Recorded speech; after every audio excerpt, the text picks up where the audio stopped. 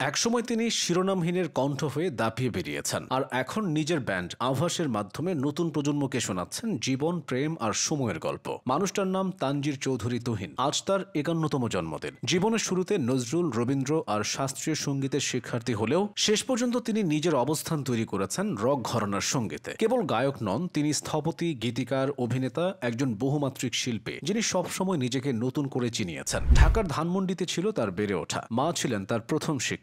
খাওয়ানো থেকে গান শেখানো, এমনকি পেন্সিল ধরার অভ্যাস, সবকিছুতেই মায়ের হাতছানি ছিল। আকন্দ শামসুন্নাহার শুধু মা নন, ছিলেন শিক্ষকও। ছোটবেলা থেকেই ছেলের ভেতর গানের প্রতি ভালোবাসা জাগিয়েছিলেন তিনি। ৪ বছর বয়সে তুহিনের প্রথম আনুষ্ঠানিক সঙ্গীত চর্চা শুরু। নজরুল পরিষদ আর বাফায় তিনি নজরুল সঙ্গীত শিখলেন, রবীন্দ্রসঙ্গীত শিখলেন, শাস্ত্রীয় সঙ্গীতেরও হাতেখড়ি হল। ওস্তাদ আখতার সাদমানি, কিরণচন্দ্র রায়, নিয়াজ মোহাম্মদ চৌধুরী এবং নারায়ণচন্দ্র বসাকের মতো গুণীজনের সান্নিধ্যে তৈরি হতে লাগলো তার কণ্ঠস্বর, তার ভেতরের শিল্পী সত্তা। তবে বিশ্ববিদ্যালয়ে ভর্তির পর তার জীবনে এলো অন্য মোড়। বাংলাদেশ প্রকৌশল বিশ্ববিদ্যালয়ে স্থাপত্যকলার ছাত্র তুহিন সেখানে বন্ধুদের সঙ্গে মেতে উঠলেন রক ঘরানার গানে। ধীরে ধীরে জন্ম নিল শিরোনামহীন। ব্যান্ডটির প্রথম ভোকাল যখন দেশ ছেড়ে চলে গেলেন, তখন তুহিন হয়ে উঠলেন শিরোনামহীনের লিড ভোকাল। ২০০৪ সালে তাদের প্রথম অ্যালবাম জাহাজী মুক্তি পেল। সেই অ্যালবামের হাসিমুখ গানটি মুহূর্তেই জনপ্রিয়তা পেয়ে যায়, রাতারাতি পরিচিতি পেয়ে যায় শিরোনামহীন নামটা, আর তানজির তুহিন হয়ে ওঠেন নতুন প্রজন্মের কণ্ঠস্বর। পরবর্তী সময়ে ইচ্ছে ঘুরি, বন্ধ জানালা, শিরোনামহীনের রবীন্দ্রনাথ কিংবা ২০১৩ সালের শিরোনামহীন অ্যালবাম প্রতিটি হয়ে উঠল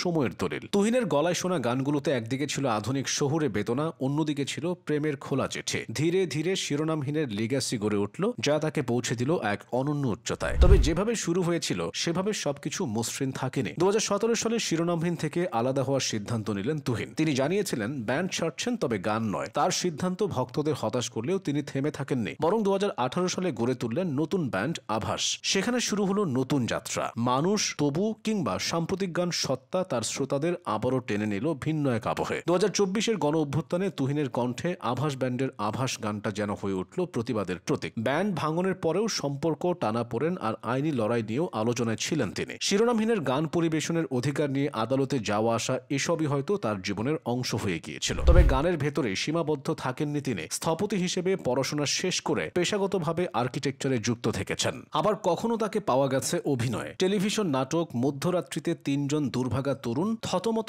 এই শহরে কিংবা ট্রাম্প কার্ড, এইসব কাজ তাকে অন্য পরিচয় দিয়েছে। যদিও তিনি নিজেকে অভিনেতা মনে করেন না, তারপরও দর্শকের ভালোবাসা তাকে আজও ছুঁয়ে যায়। সঙ্গীত জীবনের দীর্ঘ পথে তিনি পেয়েছেন আইয়ুব বাচ্চু, আজম খান কিংবা শাফিন আহমেদের মতো মানুষের সান্নিধ্য। তাদের হারিয়ে ফেলার বেদনা তিনি আজও বয়ে বেড়ান। আবার তরুণদের নিয়েও তার ভাবনা স্পষ্ট। প্রবীণরা যদি দায়িত্ব না নেন, তবে নতুন প্রজন্মের দোষ দিয়ে লাভ নেই। শিক্ষা আর মূল্যবোধ ভেঙে গেলে ভবিষ্যৎও ভেঙে পড়ে। এ কথাই তিনি উচ্চারণ করেন সাম্প্রতিক এক সাক্ষাৎকারে। ৫০টি বসন্ত পেরিয়ে আজও তুহিনের প্রিয় মঞ্চ এখনো বুয়েটের ক্যাফেটেরিয়া কিংবা জাহাঙ্গীরনগরের মুক্ত মঞ্চ। সেসব জায়গা তাকে ফিরিয়ে নেয় শুরুর দিনগুলোতে, আড্ডায় ভরা যৌবনের স্মৃতিতে। আজ যখন তার বয়স ৫১, তখন তিনি নিজেই বলছেন, অবসর নয়, গান তিনি ছাড়বেন না কোনোদিন। হয়তো সামনে কাজের চাপ কমাবেন, কনসার্ট করবেন সীমিত আকারে, তবে সঙ্গীত তার জীবন থেকে কোনোদিন বাদ যাবে না। কারণ সঙ্গীতই তো তাকে তানজির তুহিন বানিয়েছে। সঙ্গীতই তাকে দিয়েছে মানুষ আর মাটির ভালোবাসা।